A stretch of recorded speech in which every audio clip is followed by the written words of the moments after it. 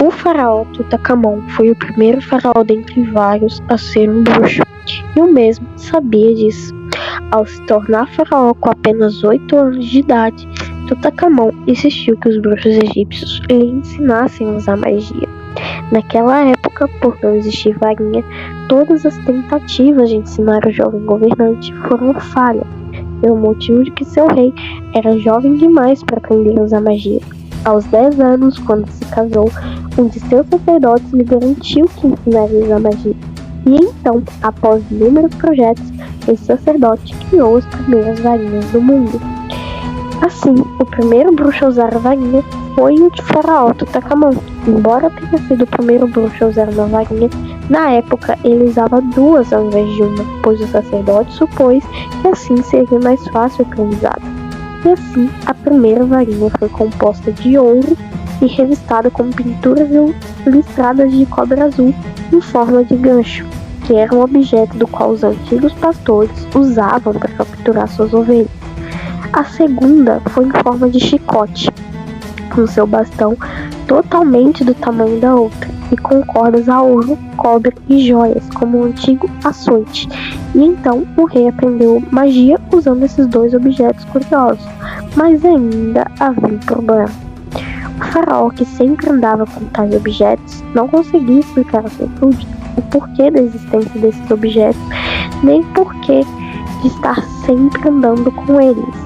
Foi aí que o sábio sacerdote teve a ideia de dizer aos súditos que as importantes peças do rei eram peças retiradas diretamente dos deuses.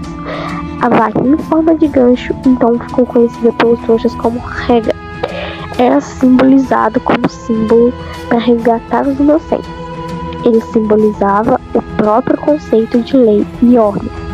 Já a varinha em forma de chicote era um símbolo para punir os culpados e ilustrava o poder do faraó sobre toda a produção do rei. E assim continuou por anos e anos, sendo construídas réplicas falsas das verdadeiras varinhas, utilizadas por gerações e gerações de faraós trouxas. Anos depois, a fabricação da primeira varinha, que aliás ficou registrada obviamente nos textos escritos pelo sacerdote, bruxos e bruxas da antiga Europa medieval associaram as varinhas a pequenas miniaturas de cetros de verdade que a maioria dos bruxos já usavam. E então, as demais varinhas foram construídas em uma velocidade e quantidade absurdamente grandes, já que todos queriam aprender magia desde cedo. Por volta do século III, muitos bruxos e bruxas criaram suas varinhas de maneira muito rudimentar, ou seja, as varinhas eram totalmente diferentes ainda assim das que temos hoje. Ao contrário dos materiais usados hoje em dia, antigamente os bruxos medievais talhavam pedaços de madeira de mais ou menos 30 centímetros, o que hoje sabemos que não é muito eficaz, visto que cada bruxo tem seu tamanho específico. E amarravam barbantes, ou até mesmo colocavam estrelas de papel, acreditando que seria possível aumentar o poder mágico com tais objetos. E conforme visto, essas varinhas não deram muito certo. Alguns bruxos acabavam por perder seus poderes, ou até mesmo alguns feitiços saíam pela culatra regularmente e acabavam por enfeitiçar coisas erradas. Ao passar dos anos, e com muito esforço, o estudioso chamado Roendel-Edgar Olivares criou uma varinha eficaz.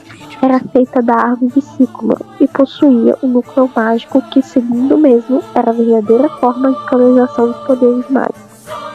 As pessoas, maravilhadas com a invenção do humilde bruxo, começaram a encomendar varinhas feitas da mesma maneira, onde o mesmo começou a gloriosa tradição de fabricação de varinhas da família Olivares. As varinhas de Roendel Olivares eram medidas individualmente, pois Olivares acabou por acreditar que as varinhas surtiriam o manejo perfeito se tivessem a medida dos tamanhos retiradas do braço dos bruxos.